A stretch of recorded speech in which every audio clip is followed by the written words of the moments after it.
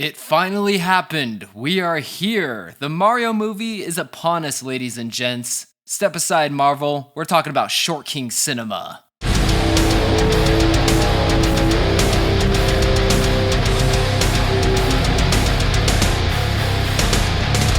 You're gonna have to call the fucking United Nations and get a fucking binding resolution to keep me from fucking destroying you. I am talking scorched earth, motherfucker. I will massacre you.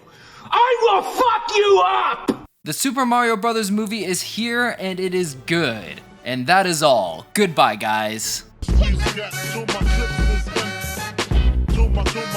No, we actually have a bit to talk about.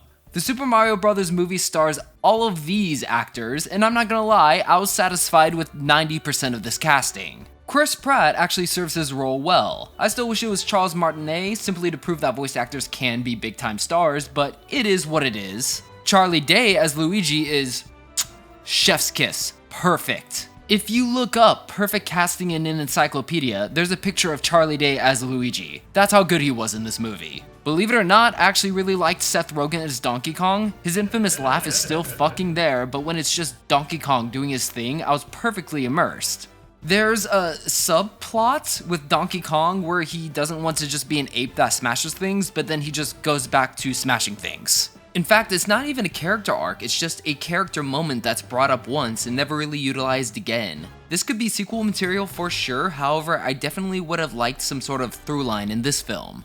Anya Taylor-Joy plays Princess Peach, and I wish she was more charismatic in the film. She wasn't bad by any means, however, I don't think Anya Taylor-Joy lends herself to be a voice actress. I feel like she just shines better behind the screen as opposed to behind the mic. I will say though, I feel like Peach's character was pretty weak. Definitely the weakest in the movie. She's like a lesser version of Mario in the sense that her only characteristic is being determined, whereas Mario, whilst being determined, has his relationship with Luigi and an insecurity about being a failure. I feel like they definitely could have done more with these characters throughout the movie. Jack Black as Bowser is fucking great. I loved it. There are a couple moments where you can clearly tell it's Jack Black. I wouldn't go as far to say he was poor casting choice, not at all. It just felt like there was more work that needed to be done at a post-production level. I also really like how the movie never shied away from Bowser being an absolute simp for Peach. Simp! Like, it made for some pretty potent comedic material. Now, the plot for this movie is hyper thin. The plot for this movie has character moments, however, they're in and they're out. There's not really a resolution to them, it's just little dialogue choices that help flesh out these characters.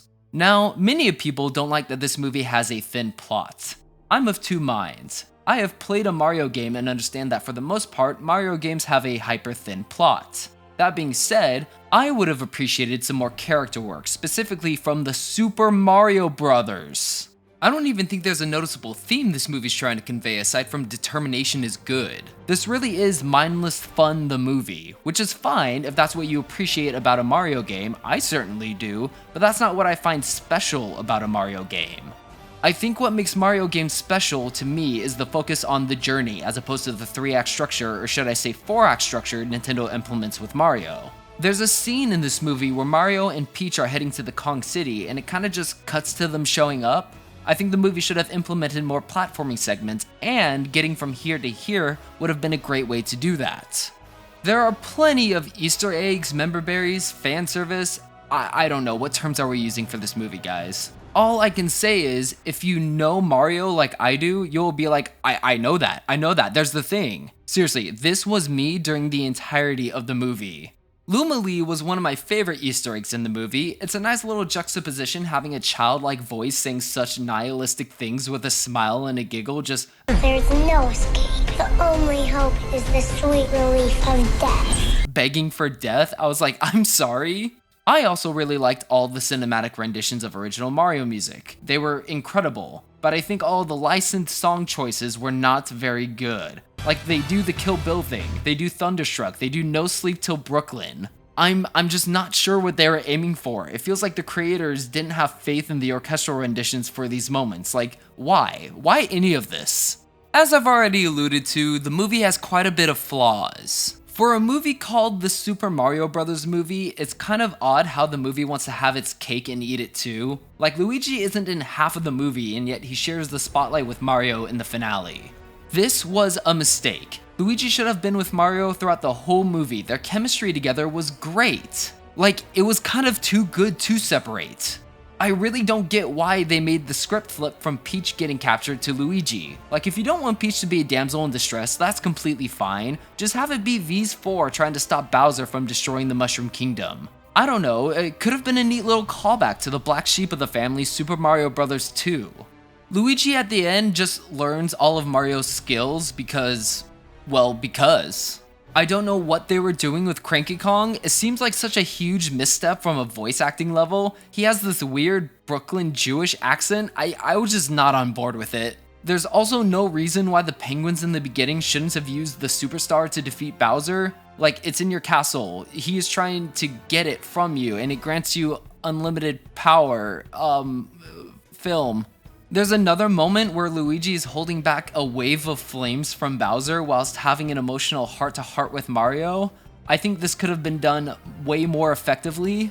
If I could summarize this movie in one word, it would be safe. This movie doesn't try to break the mold, it doesn't try to remake Mario. This felt like a celebration of Mario.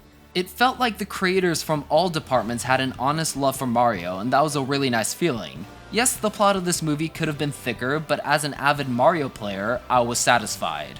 Yes, this movie will bombard you with member berries and references, but I don't think they detracted from the movie's quality. If they weren't in the movie, it would feel odd. People have kind of been hating this movie, and I think that's because everyone is riding the high of Puss in Boots 2, a movie that does a lot with its runtime. This is not that movie. This movie isn't trying to give you wholesome ideas to ponder about, it's a movie that's trying to faithfully adapt the carefree fun one might have playing a Mario game. And in that regard, I think it succeeds. To simply summarize this movie, it could have been worse, but it could have been better. Now, the big question people are asking is, what's next? Well, best believe a sequel is going to come. With as much money as this movie has already made, it's coming.